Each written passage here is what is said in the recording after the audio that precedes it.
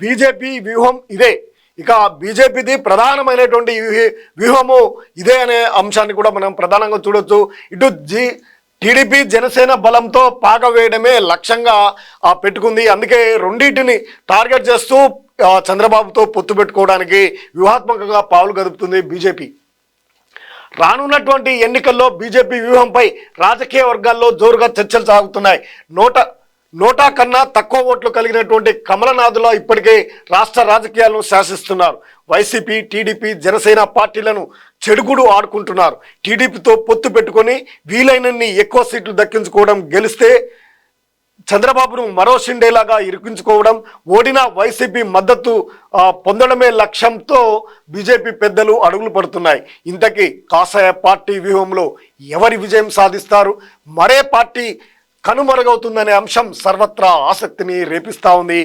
ఏపీలో వ్యూహాత్మకంగా బీజేపీ అడుగులు వేస్తున్నటువంటి పరిస్థితిని చూస్తే 10 ఏళ్ల నుంచి కేంద్రంలో అధికారాన్ని చెలాయిస్తున్న బీజేపీ విభజిత ఆంధ్ర రాష్ట్రానికి చేసినటువంటి మేలు ఏదైనా ఉంది అంటే భూతద్దంలో పెట్టి వెతికినా కనిపించదు.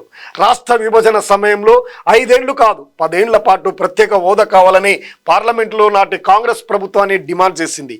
నాటి ప్రధాని మన్మోహన్ సింగ్ సభలో ఇచ్చిన వాగ్దానం ఆటోమేటిక్గా చట్టమవుతుందని రాజ్యాంగ నిపుణులు చెప్తా ఉన్నారు. 2వ పేజీలో చూద్దాం.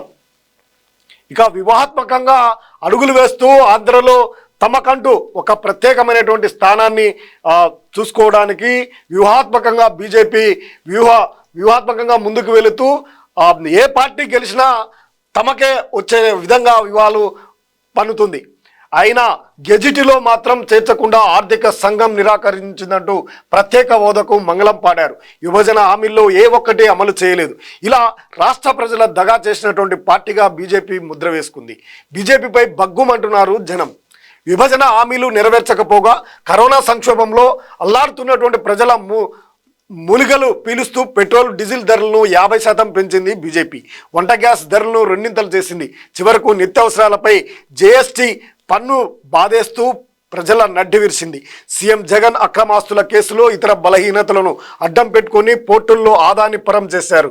విశాఖ స్టీల్ ప్లాంట్ను తెగనమ్మేందుకు సిద్ధమయ్యారు. యథేచ్ఛగా సహజ వనరుల దోపిడీకి ఊతమిచ్చారు. విద్యుత్ సంస్కరణల పేరిట అత్యధిక ధరలకు ఆదాన్ని బొగ్గు కొనిపించింది. ప్రజలపై పెద్ద ఎత్తున భారాలు మోపారు. అర్బన్ సంస్కరణల పేరిట ఆస్తి, ఇంటి పన్నులు పెంచడంతో పేద మధ్యతరగతి వర్గాలు విలవిల్లాడుతున్నాయి. అందుకే బీజేపీ పేరు చెబితే జనం ఆగ్రహంతో ఊగిపోతున్నారు.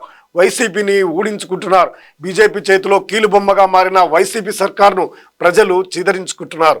ముస్లిం మైనార్టీలు, ఎస్సీ, ఎస్టీ, బీసీ వర్గాలు తీవ్ర అసంతృప్తితో రగిలిపోతున్నాయి. ఎప్పుడు ఎన్నికలు వస్తాయని నిరుద్యోగులు, కౌలు రైతులు, ప్రభుత్వ ఉద్యోగులు ఆతృతగా ఎదురు చూస్తున్నారు. టీడీపీ జనసేన కూటమిని ఆదరించడానికి సగటు ప్రజలు సిద్ధమవుతున్నటువంటి తరుణంలో బీజేపీ పొత్తు వ్యవహారం తెర మీదకి వచ్చింది. రాష్ట్ర ప్రజలను మోసం చేసిన పార్టీతో ఎలా పొత్తు పెట్టుకుంటున్నారని టీడీపీ శ్రేణులతో పాటు తటస్థులు, ముస్లిం మైనార్టీ వర్గాలు వాపోతున్నాయి. 5 ఏళ్ల నుంచి వైసీపీ సర్కారును వెనక నుంచి నడిపించిన బీజేపీతో పొత్తు వల్ల టీడీపీ నష్టపోతుందనే ఆందోళన కూడా వ్యక్తమవుతుంది. దురాలోచన పొత్తులో భాగంగా కాషాయ పార్టీ జనసేనను ముందుకు తోసి వీలైనన్ని ఎక్కువ సీట్లు దక్కించుకోవాలని భావిస్తుంది. టీడీపీ జనసేన బలంతో రాష్ట్రంలో పాగా వేయొచ్చు. కూటమి గెలిస్తే చంద్రబాబును మరో షిండేలాగా సంఖలో ఇరికించుకొని చక్రం తిప్పొచ్చు అనేది బీజేపీ ఎత్తుగడ. తర్వాత టీడీపీ స్థానాన్ని ఆక్రమించి బలపడడం తేలికవుతుంది. ఒకవేళ కూటమి ఓడిపై వైసీపీ గెలిచినా ఎలాగూ తమకే మద్దతిస్తారనేది కమల్నాథుల వ్యూహంలా కనిపిస్తున్నది. ఈసీ, కేంద్ర బలగాల అండతో బీజేపీని కలుపుకొని గెలిచినా మున్ముందు టీడీపీని కబలించే అవకాశం ఉందని విశ్లేషకులు అంచనా వేస్తున్నారు. దీనిపై చంద్రబాబు ఎలాంటి నిర్ణయం తీసుకుంటున్నారన్నది ఇప్పుడు సర్వత్రా వినిపిస్తున్నటువంటి వాట. బీజేపీ వ్యూహం అందరికీ అర్థమైపోతుంది.